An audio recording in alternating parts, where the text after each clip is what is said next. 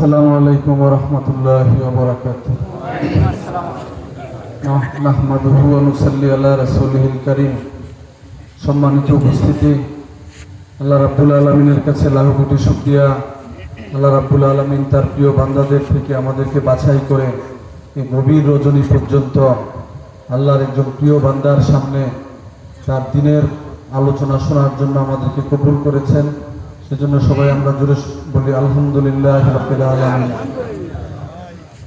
আল্লাহ তাআলা আমাদেরকে, যেহেতু গভীর রাত, আমি খুব একটা বেশি সময় নিচ্ছি না, বিশেষ করে দোয়া চাওয়ার জন্যই দাঁড়িয়েছি। যেহেতু হুজুর বলেছেন, আসলে অনেক রাত আমি বক্তব্য দেওয়ার মতো নিজেকেও উপযুক্ত এই মুহূর্তে মনে করছি না। আল্লাহ রাব্বুল আলামিন আমাদেরকে খুব সুন্দর অবয়ব দিয়ে সৃষ্টি করেছেন। আল্লাহ তাআলা কোরআন মাজিদে দুটি প্রসিদ্ধ স্থান এবং দুটি প্রসিদ্ধ ফলের নামে কসম করে আল্লাহ তাআলা বলেছেন, লাকাদ খালাকনাল ইনসানা ফি আহসানি তাকওয়িম। নিশ্চয়ই আমি মানুষকে অতি উত্তম রূপে সৃষ্টি করেছি। এবং আল্লাহ তাআলা আমাদেরকে কেন সৃষ্টি করেছেন? আল্লাহ তাআলা কোরআন মাজিদে ঘোষণা করে বলেছেন, ওমা খালাকতুল জিন্না ওয়াল ইনসা ইল্লা লিয়াবুদুন। নিশ্চয়ই আমি মানুষ এবং জিনকে সৃষ্টি করেছি একমাত্র আমার ইবাদত করার জন্য। আমরা আল্লাহর এই জমিনে এসে আল্লাহর হুকুম আহকাম কতটুকু পালন করতে পেরেছি, দিন শেষে আমাদেরকে জিজ্ঞাসিত করা হবে। আল্লাহ, যদি আমরা আল্লাহ তাআলার প্রিয় বান্দার তালিকাভুক্ত হতে পারি, তাহলে আল্লাহ তাআলা কিয়ামতের মাঠে আমাদেরকে তার ফেরেশতাদের মাধ্যমে বলবেন, সালামুন কাওলাম মির রাব্বির রহিম। ও বান্দারা, তোমাদেরকে তোমার রবের পক্ষ থেকে সালাম। আর যদি আমরা আল্লাহর হুকুম আহকামগুলো আমাদের ব্যক্তি জীবন, সমাজ জীবন, রাষ্ট্র জীবনে প্রতিষ্ঠিত না করতে অংশীদার না হতে পারি, তাহলে আল্লাহ তাআলা ওই কিয়ামতের মাঠে বলবে, ওয়ামতাজুল ইয়াউমা ইউফাল মুজরিমুন। ওই অপরাধীরা, আজকে আমার সামনে থেকে তোমরা হালাক করে যাও, দূরে সরে যাও। তখন আল্লাহ তাআলা আমাদেরকে যে দুনিয়ায় পাঠিয়েছেন, যে আল্লাহ তাআলার ইবাদত করার জন্য, আল্লাহ রাব্বুল আলামিন পবিত্র কোরআন মাজিদে পুনরায় বলেন, আলাম আহাদ ইলাইকুম ইয়া বানি আদম আল্লা তা'বুদুশ শাইতান ইন্নাহু লাকুম আদুউন। ও আমার বান্দারা, তোমরা শয়তানের উপাসনা করিও না, কারণ শয়তান তোমাদের প্রকাশ্য শত্রু। কারণ শয়তান তোমাদেরকে বহু পথে বহু দলে বিভক্ত করে রেখেছে, তারপরও কি তোমরা অনুধাবন করো না? হাযিহি জাহান্নামুল্লাতী কুনতুম তুআদুন। ওই দেখো জাহান্নাম, যে জাহান্নাম সম্পর্কে আমি তোমাদেরকে ওয়াদা দিয়েছিলাম। ইসলাউহাল ইয়াউমা কুনতুম তাকফুরুন। যাও, ওই জাহান্নামে প্রবেশ করো।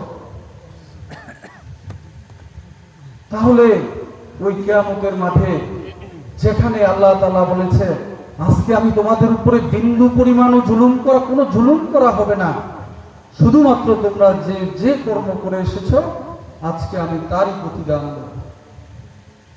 আমাদের অবস্থা যদি ওই জাহান্নামীদের কাতারে হয়ে যায়, সেখানে ওই কিয়ামতের মাঠে আমাদের মুখে মোহর মেরে দেওয়া হবে। আমাদের এই হাত আল্লাহ তাআলার সাথে কথা বলবে, মুখ বন্ধ হয়ে যাবে, এবং পা আমাদের কৃতকর্মের জন্য সাক্ষ্য দেবে।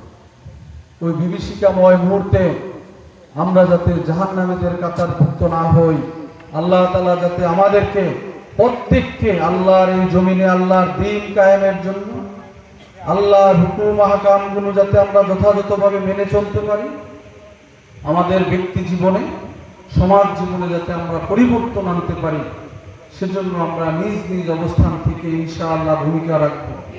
কি বলেন? আমরা যদি নীরব থাকি, আমরা যদি প্রতিবাদী না হই, আল্লাহ রাব্বুল আলামিন যেভাবে হালাল কাজের, বৈধ কাজগুলোর জন্য নির্দেশ দিয়েছেন, তেমনি ভাবে অবৈধ কাজের জন্য প্রতিবাদী হওয়ার জন্য আল্লাহ তাআলা নিষেধ করতে হবে। আমাদের সমাজে যেভাবে অন্যায় অবিচার চলমান, আমরা যদি নিজ অবস্থান থেকে প্রতিবাদী না হই, যেভাবেই হোক, উত্তম পন্থায় না পারি, মধ্যম পন্থায় না পারি, যদি একেবারে অন্তর দিয়েও ঘৃণা না করি এই সমস্ত কুকর্মাদেরকে, তাহলে সমাজ ব্যবস্থা বাবা নষ্ট হয়ে যাবে। আমরা এই যে আলেম ওলামাদেরকে এনেছি কেন? আমাদের ব্যক্তি জীবন যাতে উত্তম মানুষ রূপে আমরা আমাদের নিজেদেরকে গড়ে তুলতে পারি। আল্লাহ রাব্বুল আলামিন আমাদের প্রত্যেককে যাতে আল্লাহর এই জমিনে আল্লাহর দ্বীন প্রতিষ্ঠার জন্য একজন দায়ী হিসেবে কবুল করে, সবাই বলে আমিন আমিন। আর আমরা ভবিষ্যতে এমন ভাবে চলব যাতে আল্লাহর হুকুম হাকামগুলো যথাযথভাবে মেনে চলতে পারে। যদি আমরা আল্লাহর হুকুম হাকাম মেনে না চলি, তাহলে আমাদের জন্য জাহান্নাম। আল্লাহ তাআলা আমাদেরকে দুনিয়াতেই রেজাল্ট ঘোষণা করে দিয়েছেন, ভালো মানুষ হয়ে আসো, তাহলে তোমার জন্য জান্নাত অপেক্ষা করছে, আমার ফেরেশতারা তোমাদের জন্য সালাম দিবে। আর যদি আমরা হুজুর একটা বলেছে না, অহংকারী, দুনিয়ার মধ্যে অহংকার, দম্ভ, অহমিকা নিয়ে চলি। হুজুর আকরাম সাল্লাল্লাহু আলাইহি সাল্লামের একটা হাদিস আছে, যারা এই দুনিয়ার মধ্যে অহংকার বসে চলাফেরা করবে, তাদেরকে কিয়ামতের মাঠে আল্লাহ তাআলা অতি ক্ষুদ্র প্রাণী পিঁপড়া মানুষের অবয়ব দিয়ে, চেহারা দিয়ে তাদেরকে ওই কিয়ামতের মাঠে উঠানো হবে পিঁপড়া সদৃশ প্রাণী হিসেবে, এবং সেখানে তাদেরকে লাঞ্ছনা ঘেরাও করে রাখবে, তাদেরকে অগ্নি ঘেরাও করে রাখবে। তাদেরকে কোথায় নিয়ে যাওয়া হবে জানেন? বুলুস নামক এক জাহান্নামের কারাগার আছে। জাহান্নামের তো স্তর ভাগ আছে, যেখানে আমাদের দেশে যেমন রিমান্ড দিলে সেপারেট কক্ষে নিয়ে রিমান্ড দেয় না, তেমনি ভাবে এই অহংকারীদেরকে আল্লাহ তাআলা ওই জাহান্নামের কারাগারে নিয়ে শাস্তি দিবে। তাদেরকে সেখানে কি খাবার দেওয়া হবে জানেন? কিনাতুল খাবাল, এক বহমান নদী, যেখানে জাহান্নামীদের রক্ত পুজ বহমান থাকবে। এই ধরনের গরল খাবার জাহান্নামীদেরকে, অহংকারী দাম্ভিকদেরকে দেওয়া হবে। আর সূরা লোকমানে আল্লাহ তাআলা বলেন, ও বান্দারা, তোমরা দুনিয়াতে অহংকার বসে চলো না, কারণ অহংকারীকে আমি পছন্দ করি না। তোমরা মধ্যম পন্থা অবলম্বন করো, এবং যদি আমরা অহংকারী হই তাহলে জান্নাত আমাদের জন্য থাকবে না। আমি আর বেশি কথা বাড়াচ্ছি না। আল্লাহর হুকুম আহকামগুলো এবং আজকে এই ইসলামিক কনফারেন্সে দোয়া ওয়াজ দোয়ার মাহফিলের যে আলোচনাগুলো হয়েছে, আমরা যদি একটি বাক্য আমাদের জীবনে পরিবর্তনের জন্য কাজে লাগাইতে পারি, তাহলে আমরা আল্লাহর প্রিয় বান্দাদের তালিকাভুক্ত হয়ে যাব ইনশাআল্লাহ। আল্লাহ তাআলা যাতে আমাদেরকে দ্বীনের পথে কবুল করে, আমরা যাতে আল্লাহর হুকুম আহকামগুলো মেনে চলতে পারি। হুজুর আমাদের জন্য মন ভরে দোয়া করবে। আমাদের এই এলাকায় যত কবরবাসী আছে, আল্লাহ তাআলা যাতে সবাইকে জান্নাতুল ফেরদাউসের সাথে তাদের সংযোগ চালু করে দেয়। এবং বিশেষ করে আমি আপনাদের কাছে দোয়া চাই, আমি আপনাদের একজন সন্তান, আপনাদের কারো ভাই, আমি আপনাদেরই এলাকারই সন্তান। আমার জন্য আপনারা সবাই দোয়া করবেন। আল্লাহ তাআলা যাতে আমাদের সবার, আমি সহ আপনাদের সবার যাতে মনের নেক আশাগুলো পূরণ করে দেয়। হুজুর আমাদের জন্য দোয়া করবেন। আমি আর এই গভীর রজনীতে কারো বিরাট বাজন হতে চাই না। আসলে তো আইনজীবী মানুষ, মাইক পাইলে আমাদের কিন্তু মাইক ছাড়ার অভ্যাস কম, অল্প সময়। তো যাই হোক, আল্লাহ তাআলা যাতে আমাদেরকে সবাইকে দ্বীনের পথে কবুল করে।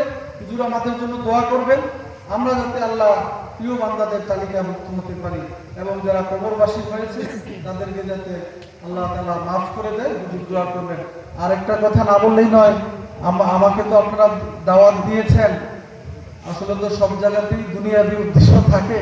আমরা যতই চিন্তা করি না কেন, আমরা তো দুনিয়ার স্বার্থের বাইরে এখনো যেতে পারি নাই। তো এখানে অনেক ব্যয়বহুল, এখানে মসজিদ এখনো উন্নয়ন কার্যক্রম চলমান, যুদ্ধ কালেকশন করবে না। আপনারা সবাই নেক নজর রাখবেন যাতে আপনাদের এই দানগুলো আমরা যাতে উত্তম দানকারী হতে পারি। আর যদি উত্তম দানকারী না হই, খালি টাকা জমাই আর বনি, তাহলে আল্লাহ কিন্তু কোরআনে বলছে তোমাদের জন্য হুতামা নামক জাহান্নামের আযাব কিন্তু তোমাদের জন্য অপেক্ষা করতেছে। সেজন্য আমরা আল্লাহর ঘরগুলো যাতে আল্লাহর এই জমিনে সুন্দরভাবে এবং মুসল্লি ভরপুর করে এগুলো কায়েম এবং দায়েম থাকে, সেদিকে আমরা সচেষ্ট থাকবো সবাই ইনশাআল্লাহ। আমি আমার মনে হয় মসজিদের আর বেশি কাজ বাকি নাই নাকি? আচ্ছা, আমি আপনাদের আচ্ছা, আমি এখানে যে টাইলস মনে হয় আপনারা করবেন, আমি টাইলস করতে যতটুকু সিমেন্ট লাগে আপাতত 50 ব্যাগ সিমেন্ট দিব, আর আজকে নগদ 20,000 টাকা দিব। 20,000 টাকা দিব, 10,000 টাকা আজকে দিয়ে যাব। বাকিটা আপনারা যখন কাজ ধরবেন ইনশাল্লাহ আমাকে কেউ একটু স্মরণ করে দিলে আমার কাছে যাওয়ার আগে ইনশাল্লাহ পৌঁছে যাবে।